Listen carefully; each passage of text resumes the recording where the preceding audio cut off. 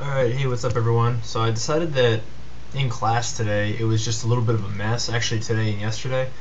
We just kind of rushed through a lot of things and I want to make sure that everybody's on the same page moving forward. So we're actually going to do a quick video tutorial about getting your Photoshop ideas, your orthographics, saving them out, putting them into Maya, and then starting to model that since that's the homework. And hopefully you can refer back to this while you're working. So that you can just kind of remember all those little buttons, because there's tons of steps in Maya that we're just breezed over. So let me start off by having you guys take a look at this. I just kind of fleshed this out from class. This is my concept of the totem pole, right? So I fleshed it out a little bit, and if you notice, I made this line down the center. That's just going to help make it a little bit easier to show where these guys should be. So here, I'm going to move the side view, the front view, so that they're like pretty much right down the middle.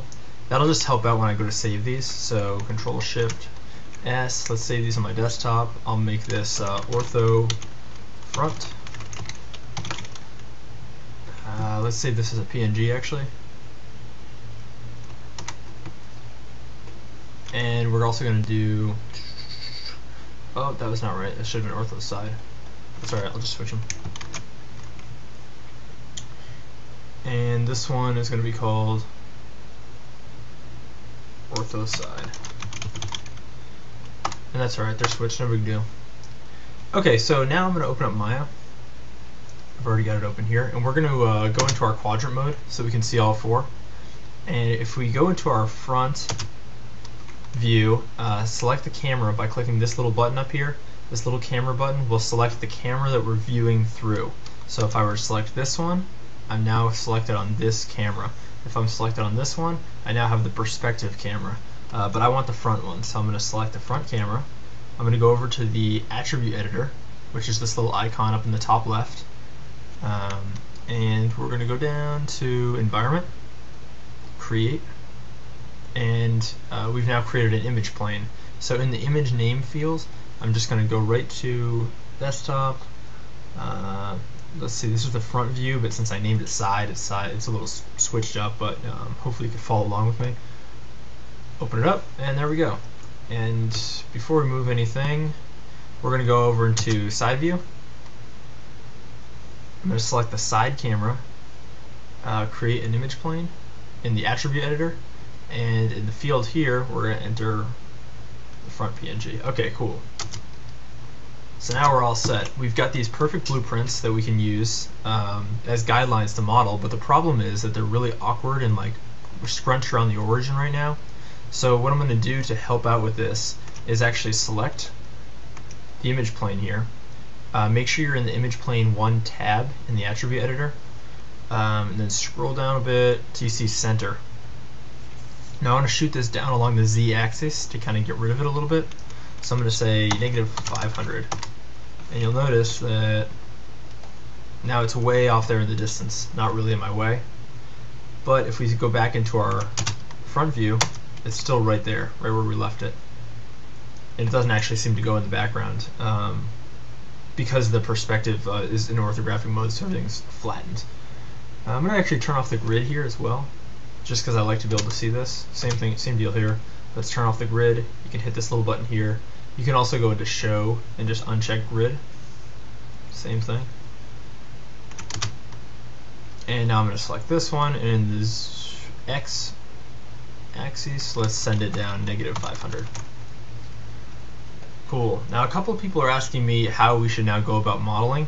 It's really up to you, because at this point the models are going to be so basic. I'm not really worried about collision, things like that. So it can really just, you can stack shapes on top of each other. You can do whatever you need to do to make it kind of take the 3D shape that you want.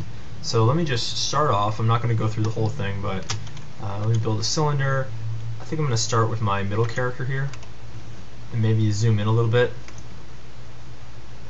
to help you see what's going on.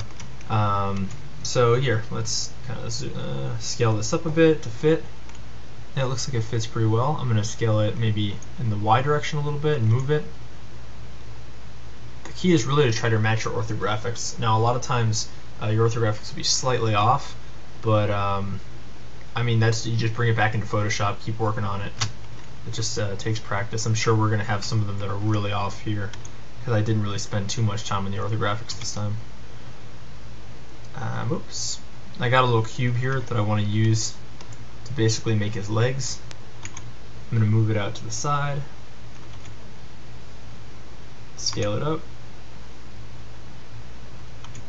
kind of put it right in here. Cool. I'm actually going to hit Control D to make another copy of that and move it over. So now if we look in, if we go to shading, smooth shade all in our perspective view, we can start to see, you know, there's our drawing coming to life in 3D. Look at that. Okay, so that looks okay. If you notice this box coming up, that's actually me holding spacebar. I just like it because it's faster than going into these menus, but it's the same thing as going to create polygon primitives sphere. And I'm just doing that for his head right here, his kind of dome head. And if you notice, it lines up pretty well here, but here's where the discrepancy is. So I'm going to straighten that up a bit, flush this out. Again, I probably want to go in and fix my orthographics a bit. They're not exactly accurate, but I think you can start to see how now we've got a shape going on. And this is really what I'm looking for. So if you could have your entire stack kind of looking like this, maybe even a little bit better, that's going to be pretty good for now. If you're feeling ambitious, go in and start getting the little details.